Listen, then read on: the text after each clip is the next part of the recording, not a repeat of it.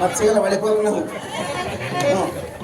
ಈಗ ದುರ್ಯೋಧನ ಸಾರ್ವಭೌಮಕ್ಕೆ ಶ್ರೀಕೃಷ್ಣ ಪರಮಾತ್ಮರು ಅಲ್ಲಿ ಬರ್ತಾರಂತೆ. ಯಾಕೆ? ಸಂಧಿ ಮಾಡಕ್ಕೆ ಪಾಂಡವರಿಗೆ ಅರ್ಧ ರಾಜ್ಯ ಕೊಡ್ಸಕ್ಕೆ ಹೋಗ್ತಾರಂತೆ. ಯಾರೋ ಶ್ರೀಕೃಷ್ಣ ಪರಮಾತ್ಮರು. ಅದಕ್ಕೆ ನಮ್ಮನ್ನ ಊರಿಗೆ ಕೇರಿಗೆ ಸಾರಿಗೆ ಬರೋರು ಇಂಥವ ಕಳಿಸಿದ್ರು ನನ್ನ. ಈಗ ಅಲ್ಲಿ ನನ್ನ ಸಾರ್ಕೊಂಡು ಹೋಗಂಗಿಲ್ಲ. ಎಣ್ಣ ನನಗೊಂದು ಅರಮನೆಗೆ ಕೆಲಸ ಕೊಡ್ಸಣ್ಣ, ಎಣ್ಣ ನನಗೊಂದು ಅರಮನೆಗೆ ಕೆಲಸ ಕೊಡ್ಸಣ್ಣ, ನಾನು ಮಾಡ್ತೀನಿ ಕಣಣ್ಣ, ನಾನು ಮಾಡ್ತೀನಿ.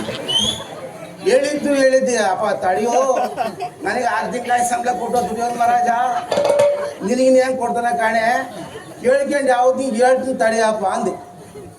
ಆಗ ಮಳೆ ಬತ್ತೈತೆ, ತಮಟೆ ಬರ ಕೈ ಹಿಡ್ಕೊಂಡತ್ತು. ಇರೋ ಮನೆ ಕೆಟ್ಟಾಗ ಅಪ್ಪ ಮಳೆ ಬತ್ತೈತೆ, ಮಳೆ ಏನ್ ಬಿಡೋದ? ಇದೇನಿಲ್ಲ ಹಿಂಗಂತೀಯ, ಮಳೆ ಏನಪ್ಪ ಅಂದೆ. ಅದೇಯ ಅಂದೆ. ಆತನ ಗತಿ. ಅಯ್ಯೋ, ಆಮೇಲೆ ಇನ್ನೊಂದು ಮಾತು ಹೇಳ್ಕೊಟ್ಟೆ, ಆಮೇಲೆ ಹೇಳ್ತೀನಿ ಬಿಡೋದ. ಬೇಡಪ್ಪ ಈಗ ಬೇಡ ಹೋಗೋದಣ್ಣ. ಇದೇ ಸಮಾಚಾರ. ಈಗ ನಾವು ಅದೇ ದುರ್ಯೋಧನ ಮಹಾರಾಜಕ್ಕೆ ನಾವೆಲ್ಲರೂ ಹೋಗ್ಬೇಕಂತೆ, ನೀವು ಎಲ್ಲರೂ ಬರ್ಬೇಕಂತೆ. ಅಕ್ಕ ಅಣ್ಣ ನೀವು ಚಾಪೆ ಗೀಪೆ ಸುತ್ತಿಗೆ ಬಿಟ್ಟು ದುರ್ಯೋಧನ ಮಹಾರಾಜ ಮಂಟಪಕ್ಕೆ ಬರಬೇಕು. ಅದು ಸಂಧಿ ವಿಚಾರ. ಅಲ್ಲಿ ನೀವೆಲ್ಲರೂ ಬರಬೇಕು. ಅವ್ರು ಕೊಡ್ತಾರೆ, ಅವರು ಕೊಡ್ತಾರ. ಚಾಪೆ ಗೀಪೆ ಸುತ್ತಿಗೆ ಬಿಟ್ಟು ಅದೇ ಬಂದ್ಬಿಡ್ರಿ, ಎಲ್ಲ ಕೊಡ್ತಾರಂತವ್ರು. ಅಣ್ಣ ಈಗ ಮುಂದಕ್ಕೆ ನಾವು ಸಾರಿಗೆ ಬರಕ್ಕೆ ಹೋಗ್ಬೇಕು. ತರಗಬ್ರಿ ತಮ್ಮಯ್ಯ ತಮ್ಮಕಾಯಿ ಯುದ್ಧ ಮಾಡಕ್ ಹೋಗ್ತಾರಂತೆ.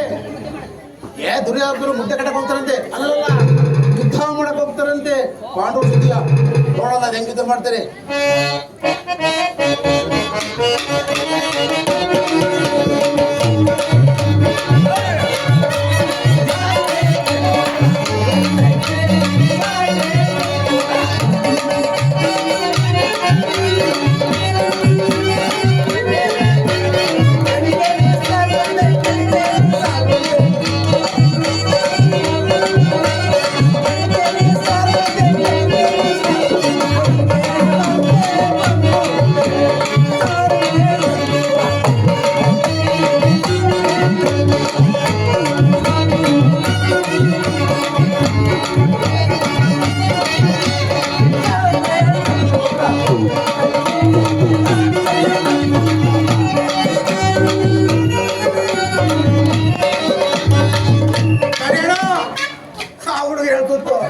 ಯಾಕಣ್ಣ ಇದು ಎಂಥದ್ದು